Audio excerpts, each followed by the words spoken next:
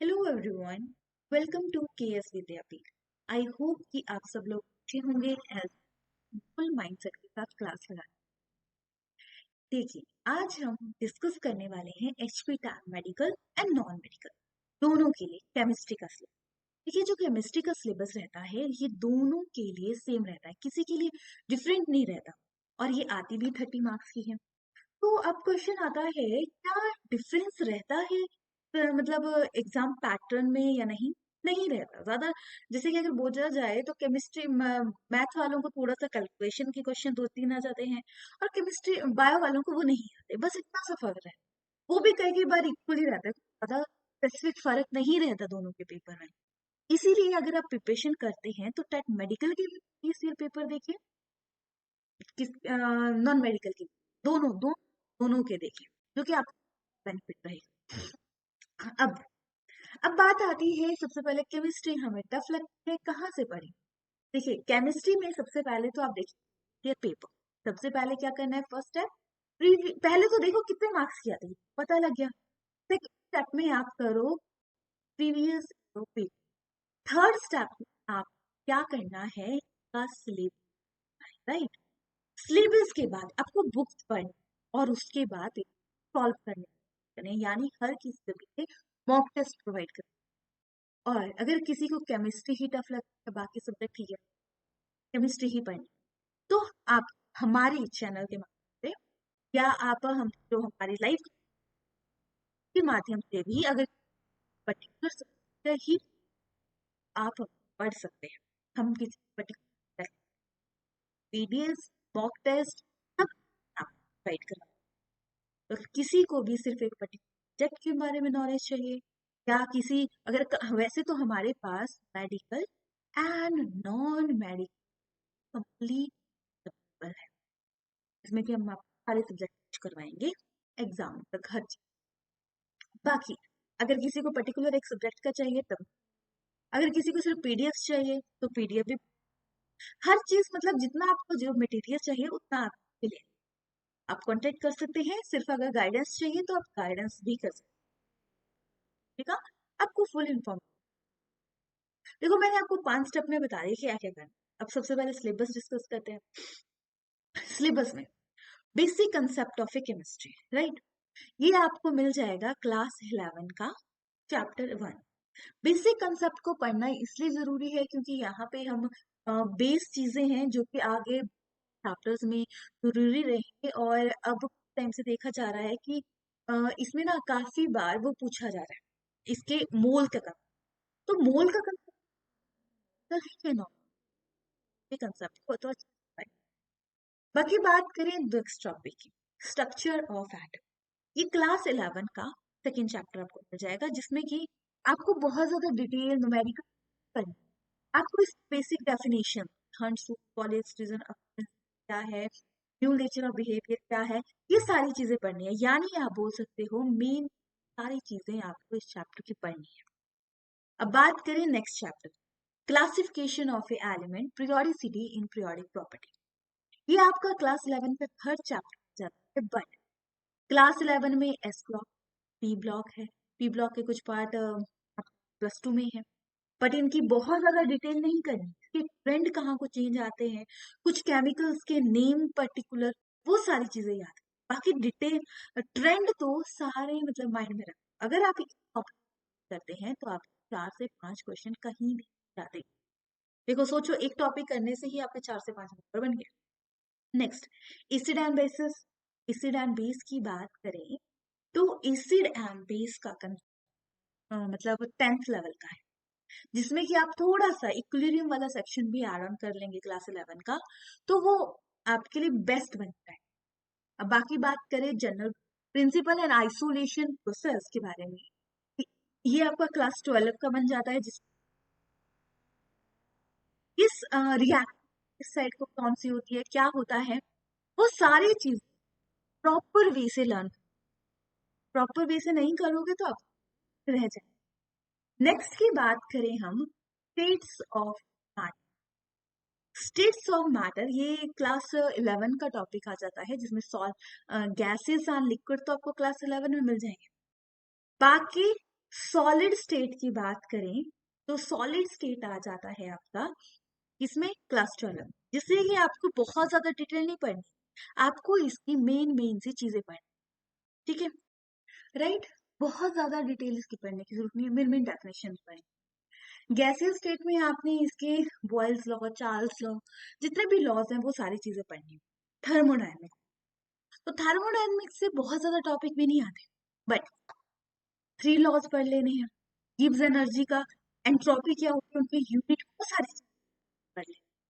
Chemical equilibrium, equilibrium chapter है जिसमें कि अगर हम क्लास 11 की बात, क्लास 11 से इसमें आप क्या क्या, क्लास 11 से जो कंसेप्ट आते हैं वो सारे, बाकी एसिड एंड बेस के अरिहिनियर, ब्राउनस्टेड, जितने भी कंसेप्ट आते हैं वो आप ये पढ़ना है।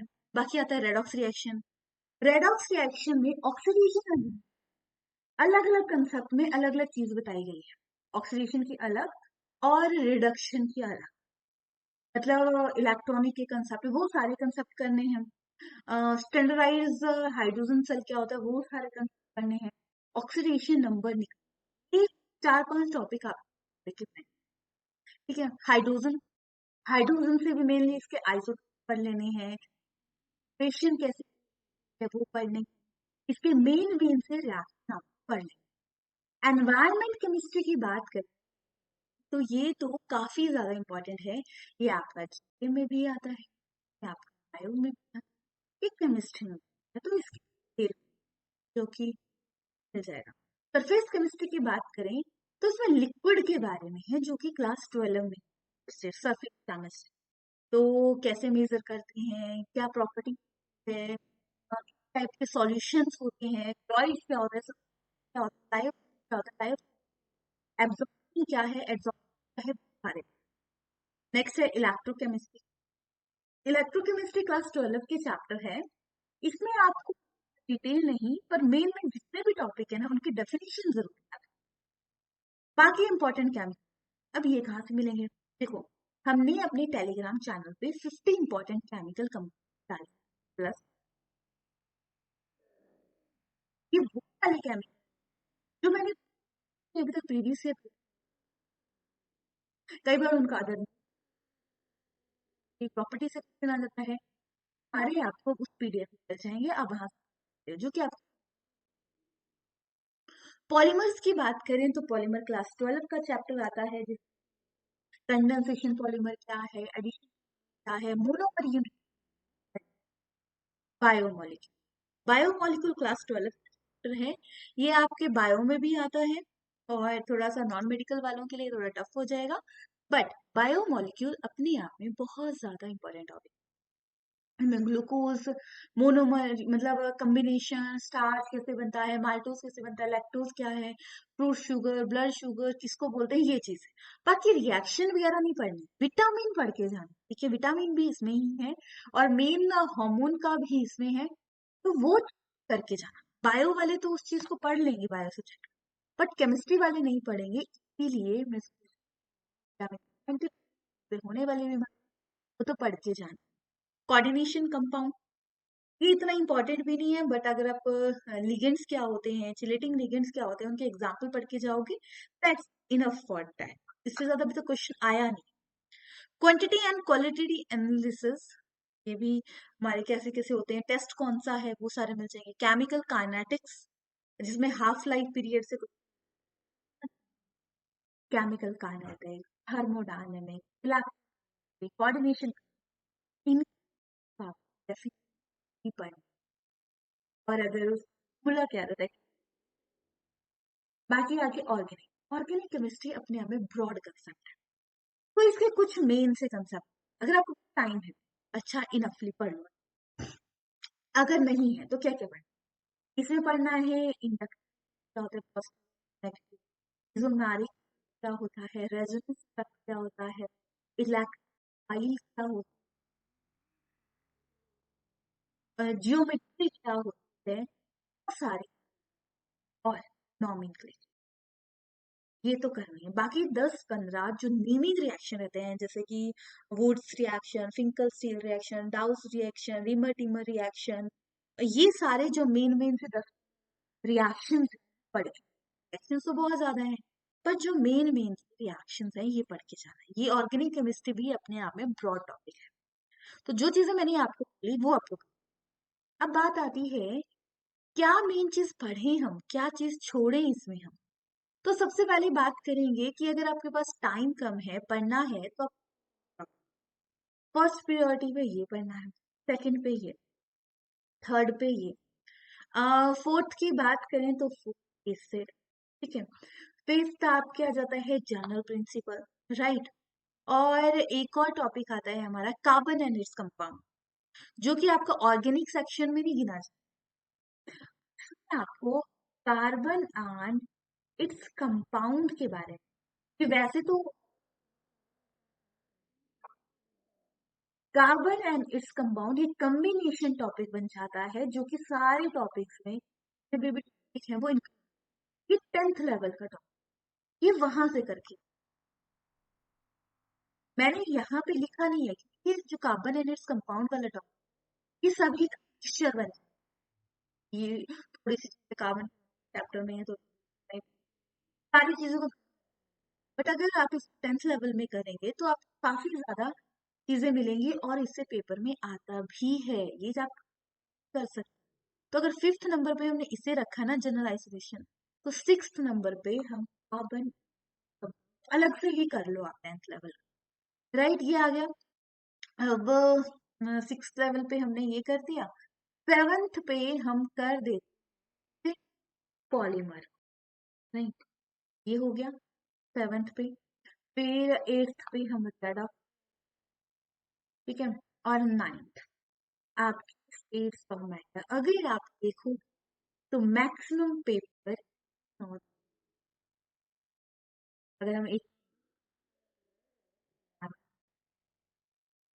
अगर ये टॉपिक आपने कंप्लीट कर लिए तो यानी आपका अच्छा परसेंट स्कोर से ज्यादा ही नंबर आ जाएंगे इसमें। बाकी अगर आप और टॉपिक पढ़ते हैं बायोमोलिक्यूल जैसे जनरल जी, जनरल पर्पज से तो पढ़ना ही है, ठीक है। बाकी टॉपिक ऐसा है कि पासिंग स्कोर करना है, अच्छे नंबर लेने हैं, तो इसकी बार बार प्रैक्टिस करो तो भी हो जाए। बाकी अगर ऑब्वियसली कि नहीं छोड़ के जा सकते, तो जितना मैंने बोला चीज, बाकी आपको इसकी कंबाइंड पीडीएफ चाहिए होगी, कोई गाइडेंस चाहिए होगी, तो आप नीचे दिए नंबर कर सकते हैं। आप मिलते हैं नेक्स्ट क्लास।